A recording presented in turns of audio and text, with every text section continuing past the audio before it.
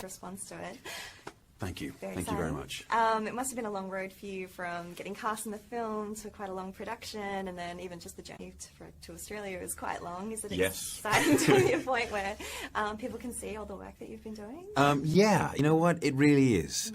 We all put so much into this movie, and we cared so much about every single little detail, and we were there, you know, even when we didn't need to be there on days.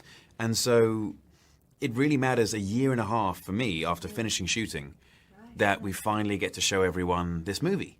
We care about it. This is our story that we spend a lot of time and care telling, and now we get to show everyone else. I loved in this film that Superman had a journey that I think is very relatable to a lot of people, and a bit of an identity crisis. Where do I come from? What is my purpose in this world? Is that kind of how you approached it, to humanize him a bit?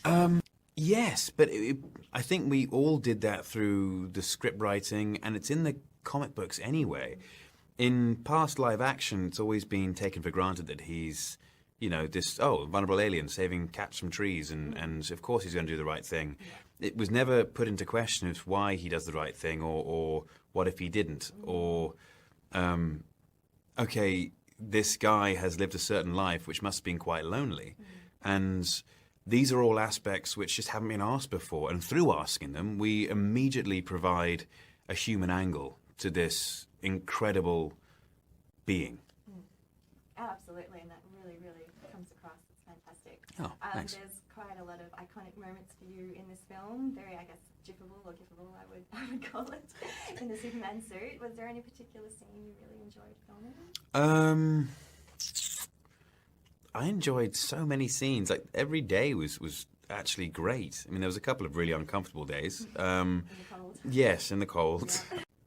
I really enjoyed the Smallville set in Plano.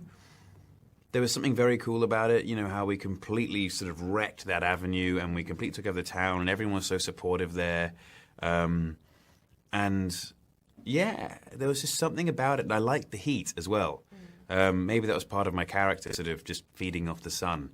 But I really enjoyed those Plano days. It wasn't incredibly comfortable, but they went to great lengths to make sure it was as functional as possible.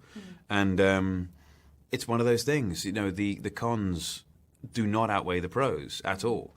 And I got to wear a Superman suit every day, and the suit had this magnificent energy to it. So it was okay. Yes, slightly uncomfortable every now and then, but you know what? Who cares? In the mindset of Superman, you'd be like, Superman wouldn't notice this. Right, exactly. Absolutely. Now, your love of video games is on record, and there'll be a lot of fanboys very excited to see the film, if they haven't already. I read a study the other week that 66% of millennials identify geeks as being a positive attribute. Great. Yes. Do you think being a geek is a good thing? 100%. I think it's had a negative connotation because of, you know, it being an insult for kids in school or whatever who weren't, you know, the sporty, popular ones. But you can be sporty and be a geek. It's one thing which people don't realize.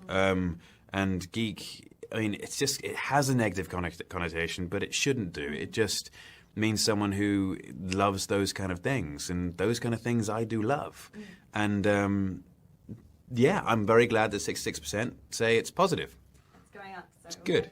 Let's try and get it up to 100. Exactly. That was a bit of a leading question because I took a test and I am a geek, so I just okay. Confirmed that that's good. Oh, good. Now, whenever it happens, if it happens, Lex Luthor might be popping up. We know sequel's been greenlit. Are you looking forward to whenever it does happen, facing off against Superman's arch enemy? If all of this does go ahead, then, I mean, if Lex is one of the villains, which, you know, I'm assuming considering the references in the movie, he'll at least have a presence at one stage or another. I think it would be very interesting, yes. Can you suggest to Zach John Hamm? I think John Hamm would make it. Oh, you think? Yeah. Okay, interesting. I may put in a word. Sure, you have things to do. Excellent. So from here, I guess the sequel has been greenlit. Does that mean you have to kind of clear the schedule coming up? If the sequel has been greenlit, which I'm not too sure if it has. I mean, don't believe everything you read on the internet. It's not all true. I know, it's weird, isn't it? I have another movie coming up called The Man from U.N.C.L.E. With Guy Ritchie directing and Armie Hammer as the co-lead. Fantastic, yes. And when's that coming out?